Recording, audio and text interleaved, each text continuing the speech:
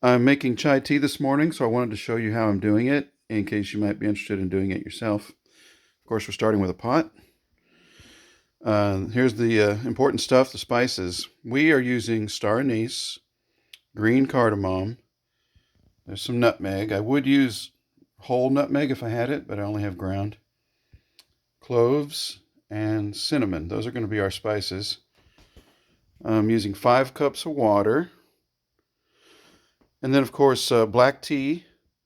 I would use loose leaf black tea if I could have found it conveniently, but I couldn't. And it turns out this Walmart tea is the only ingredient in it is black tea. So we're going to use that. And then heavy whipping cream. And we have a spice grinder here too. So I'll get some of this going and then I'll pop back on here and show you what I'm doing. So the first thing we're going to do is get our solid spices, the ones that aren't already ground. We're going to put them in this pan dry and get them hot. And that's going to help start releasing the aromatic oils that are in them. The cardamom specifically, before you put it in there, you want to break it up a little bit. There's seeds inside, and that's where the actual flavor is. So you have to use something and just kind of crack these guys open a little bit. Then I'll put those in the pan and we'll let them heat up. We don't want to brown them, toast them or anything. We just want to get them pretty hot. So we'll do that and then I'll get back on here. Okay, so I got the oven on, got it kind of hot here, the stove rather.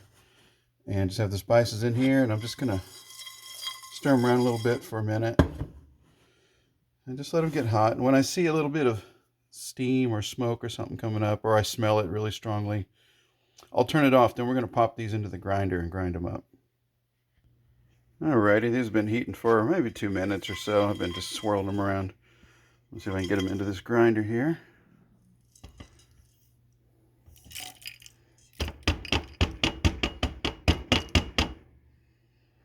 Alright, looks like a couple seeds there. I'll get those in here and grind this up and get right back with you.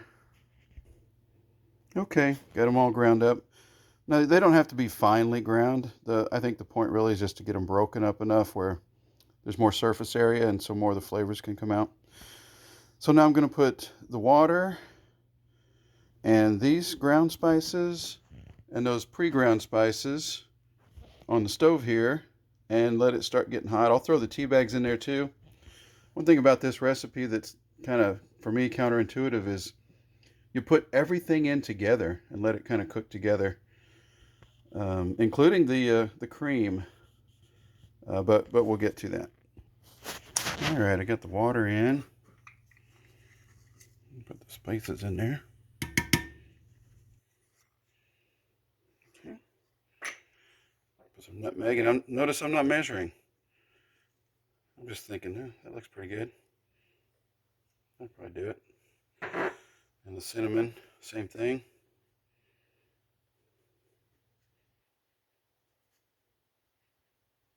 There, that ought to be nice and spicy.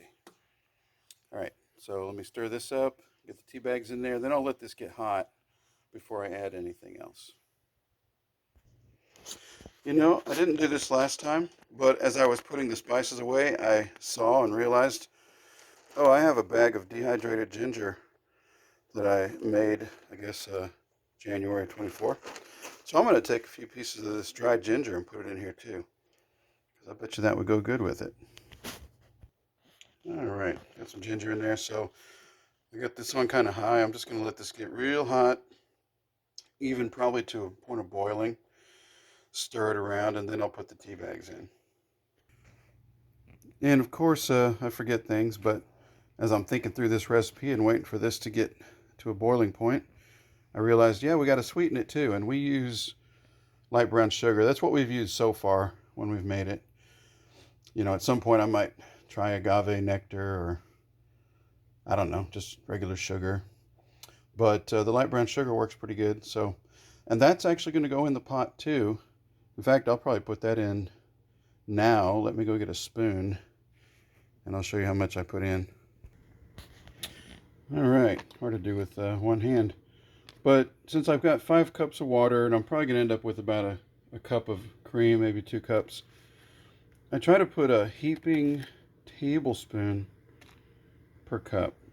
Something like that. And the last time I did this, I did all that, and then I said, you know what, let me add a little extra. And it actually came out real good. So I'd say at least 6 heaping tablespoons of brown sugar in here. Get that all in there and stir it up and let it boil along with everything else. All right, as you might imagine, it's starting to smell really wonderful. So I'm just going to stir that brown sugar up in there. I ended up putting about 7 heaping tablespoons of brown sugar. Now that does make it come out pretty sweet. So if you definitely don't like it that sweet, I wouldn't do the 7. Probably just stick with 5 or 6. Probably 6, I'd say. All right, we're not boiling yet, but we're getting close. So I'm going to go ahead and put the tea bags in here now so they can have plenty of time to steep as well.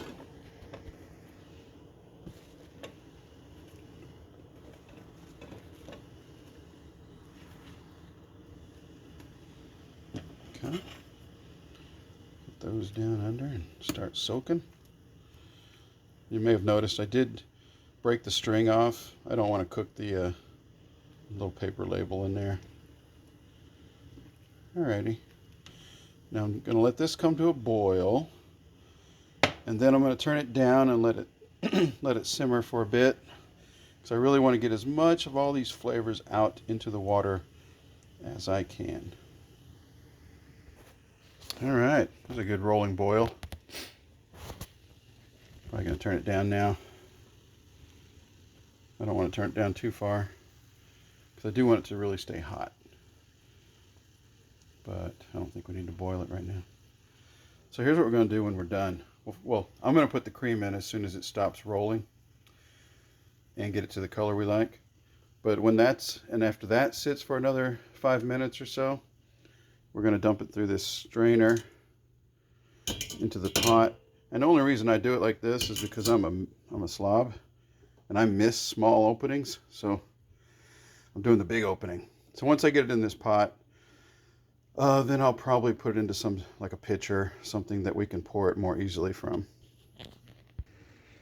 All right, I'm gonna go ahead and add the cream now. It's not boiling. I don't know what you call that, but so now I'm not measuring the cream. I'm looking at the color. I want this to be a certain color, and I'll know it when I see it. There's not a lot of cream in this one, so I'm gonna use it all. Give that a little stir, see what the color looks like. Okay, I think I want it a little bit lighter, just a little bit. So I'll add a little more cream here from this brand new one I just opened. And we'll stir that up and see what color it is. I think I like it. That's the color I want. Alright, so now I'm going to leave it on this same temperature, and I'm just going to let it sit here. It's 5:48 in the morning. I don't know, 3 or 4 minutes, and then I'll turn it off and let it sit for another 3 or 4 minutes. Alright. Honestly forgot what time it was last time I looked, last time I recorded this. I think it's been 3 or 4 minutes. But this is what it's looking like now. Still in that temperature. And I think I'm going to go ahead and turn it off and let it just sit for a few more.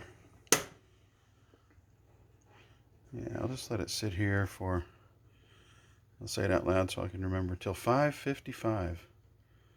Then I will strain it. Alright, I let it sit as long as I said I would. I strained it. I put it in this pitcher. Looks like that. I'm going to dump some in my cup that I got in Hawaii a few years ago. Made with real lava sand.